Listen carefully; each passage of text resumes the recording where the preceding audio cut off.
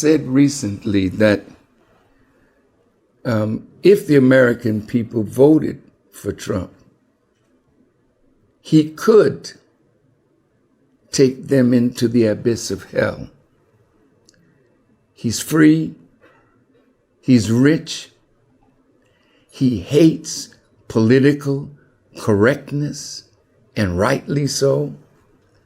But he said some things that I would hope that he would get around him persons who could help him, because as a businessman par excellence, he has people around him to help him do business.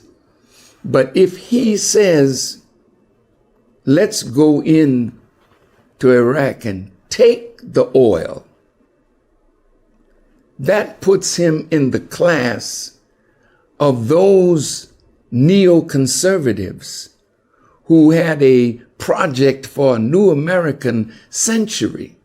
And they wrote to Bill Clinton and Trent Lott, and they talked about attacking Iraq and taking out Saddam Hussein, not just because he may be in their eyes a dictator and was once on the payroll of the CIA in the war against Iran and Ayatollah Khomeini, but he had become a thorn in their sides, and they wanted to get rid of him. He kind of become a Trump.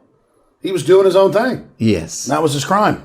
And that is the crime of those who refuse to come under the control of the IMF or the World Bank, who send these people like Mr. Perkins in his book, The Tales of an Economic Hitman, who would go into a small country and tell them how they could improve this and that, but they would have to borrow money. When I was in Nigeria, President Abacha told me that they came to him and offered him billions of dollars to loan.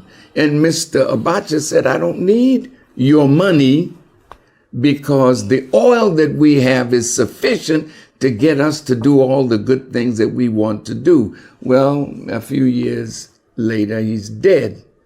Well, now here, Mr. Trump, if he